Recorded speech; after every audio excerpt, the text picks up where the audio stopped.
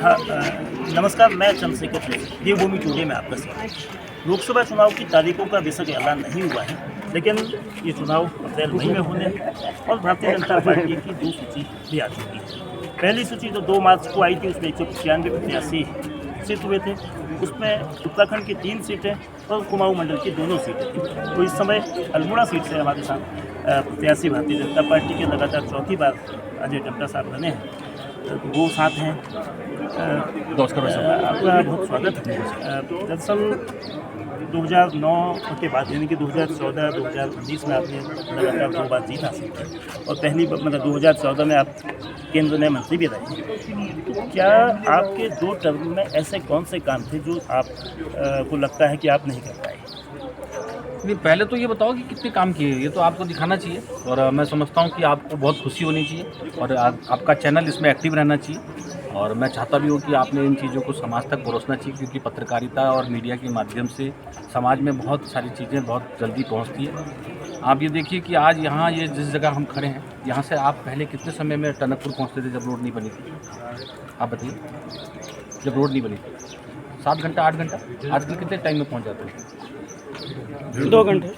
यहाँ से पिथौरागढ़ तक आप जब जाते थे, आप ही मेरे को मिलते भी थे पिथौरागढ़ में, तो अब यहाँ से पिथौरागढ़ जाने में मेरे को लगता है आपको उस टाइम 6-7 घंटे लगते होंगे। आप कितना घंटा लगते हैं? 1.5 घंटा। तो ये मेरे 10 साल के माननीय प्रधानमंत्री जी की अचीवमेंट है।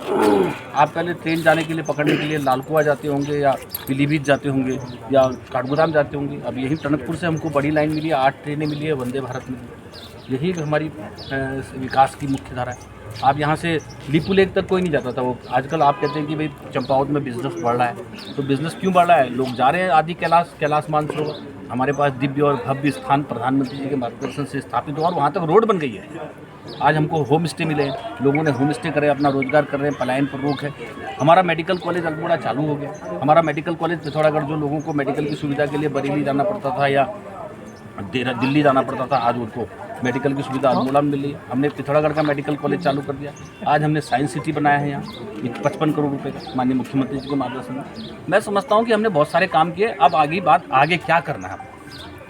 आगे जो मेरी योजना है वो मैं ये करने वाला हूँ कि मैं जो हमारा रेलवे नेटवर्क है जो टनकपुर तक है, इस रेलवे नेटवर्क को मैं अपनी लोकसभा के अंदर तक ले जाने वाला हूँ। यहाँ से टनकपुर से बागेश्वर तक हम रेल नेटवर्क ले जाएंगे। हम रामनगर से चकुटिया और गैरसैंण को जोड़ेंगे, जिससे कि हम हमारा जो ऋषिकेश कर्णप्रयाग रेल लाइन है उसके साथ कनेक्ट करेंगे। रेल कनेक्टिंग गढ़वाल और कुमाऊं की हो जाएगी।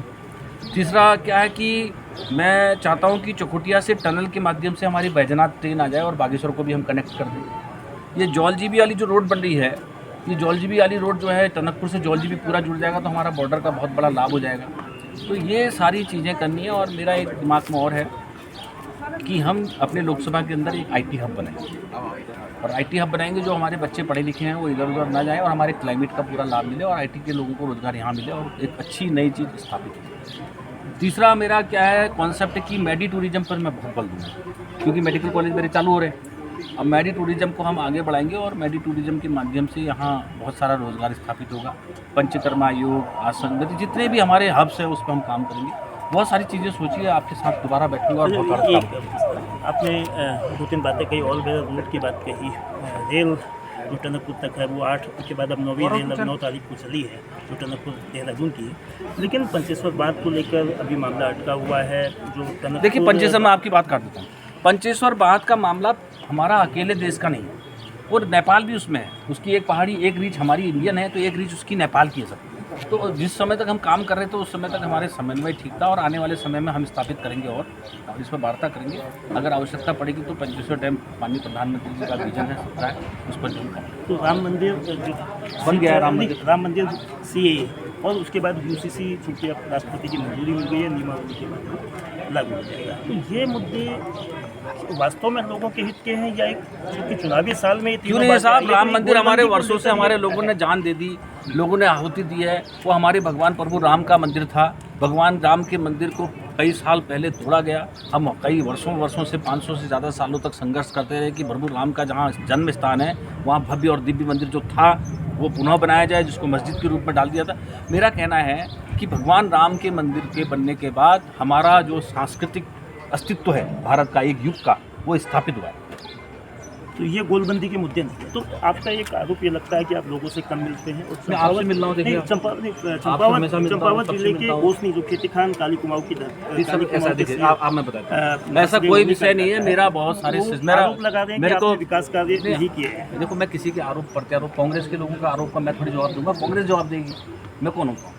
नहीं, वो आरोप आप पर कांग्रेस, हाँ, कांग्रेस के लोग मुझे तो आरोप लगाएंगे, क्या कांग्रेस के लोग प्रदीप दाजू को थोड़ी देंगे आरोप? यार दाजू, वो तो मेरे पर ही लगाएंगे, और इसलिए मेरे ऊपर कोई आरोप है नहीं, और वो आरोप राजनीतिक है, कोई आरोप नहीं। धन्यवाद। सांसद अजय टमटे का कहना है कि गोसनी में जो आरोप लग रहे हैं वो लोगों ने नहीं लगाए हैं, बल्कि एक कांग्रेस पार्टी के हैं जो उनके विरोधी हैं। लेकिन वो 40 काम जिनकी बार बार लोग अपेक्षा करते हैं कि वो सार्वजनिक हों, इंतज़ार ये रहेगा कि पार्टी की ओर से, सांसद की ओर से वो कब होंगे।